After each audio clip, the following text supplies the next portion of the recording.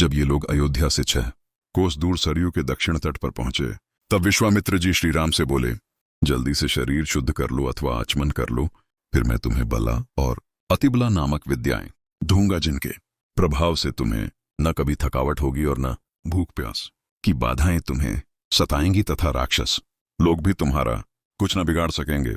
मुनि के आदेश से श्री राम ने आचमन कर और प्रसन्न चित्त होकर उन विद्याओं को ग्रहण कर लिया।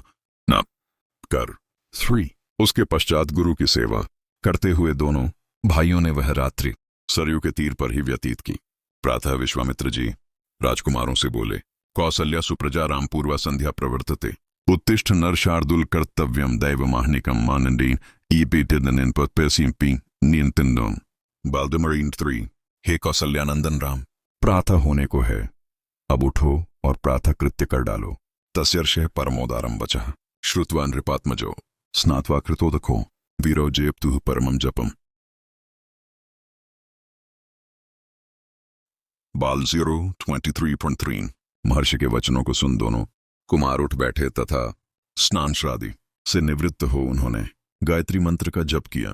ताटकावध अपने दैनिक कृत्यों से निवृत्त होकर ये तीनों आगे चले। नाथा और सरयू के संगम को देखते हुए ये कामाश्रम में पहुंचे और वह रात्रि वहीं व्यतीत की। दूसरे दिन नाव द्वारा नदी पार कर दूसरे किनारे पर पहुंचकर आगे चले। कुछ दूर चलने पर उन्होंने एक भयानक निर्जन वन देखा।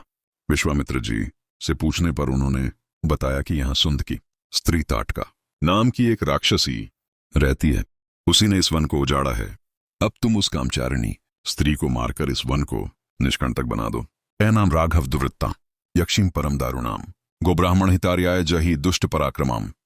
पाल्स द पंचाइस 14 हे राम, आप इस दुष्टा परम दारुण और दुष्ट पराक्रम वाली ताटका का वध करके गौ और ब्राह्मण का हित साधन कीजिए। ऐसी स्त्री के वध करने में तुम्हारे मन में शंका अथवा घृणा उत्पन्न नहीं होना चाहिए। प्रजा का सब प्रकार से रक्षण करना ही राजाओं का धर्म है। पूर्व काल में इंद्र ने मंथरा को और विष्णु ने भृगु की पत्नी को मार डाला था, अतः मेरी आज्ञा से तुम भी घृणा त्याग कर इसका काम तमाम कर दो। महर्षि विश्वामित्र के इन उत्साहवर्धक वचनों को सुनकर श्री राम हाथ जोड़कर बोले, गोब्राह्मण हितार्थात देशस्यास्य सुखायच तब चंवा प्रमेयस्य वचनम कर्तुम मुद्यतः बाणंटियास मासी। बाल 0:26-5 महर्षि, आपकी आज्ञा अनुसार मैं ताटका का वध करके गौ ब्राह्मण तथा देशवासियों का हित करने के लिए उद्यत हूं। ऐसा कह श्री राम ने धनुष की डोरी को टंकार कर बोर शब्द किया। इस घनघोर गर्जन को सुनकर ताटका श्री राम और लक्ष्मण की ओर दौड़ी। उसे देख श्री राम लक्ष्मण जी से कहने लगे कि स्त्री की हत्या करना ठीक नहीं है, अतः मैं इसके हाथ पांव तोड़कर और नाक कान काटकर इसे अभी भगाए देता हूं। ताटका भी श्री राम के इन शब्दों को सुनकर उनकी ओर झपटी।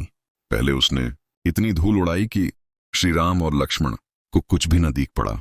फिर छुपे छुपे वह राम और लक्ष्मण पर पत्थरों की वृष्टि करती रही। यह देख श्री राम भी अत्यंत क्रुद्ध हुए और उन्होंने बाणों द्वारा उसके दोनों हाथ काट डाले। लक्ष्मण जी ने उसके नाक और कान काट डाले। इतने पर भी वह कामरूपिणी पत्थरों की वृष्टि करती रही।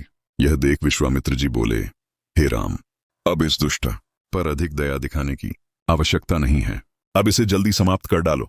विश्वामित्र के आदेशानुसार श्री राम ने आगे क्या हुआ जानने के लिए इस सत्या वचन चैनल को लाइक और सब्सक्राइब कर दो।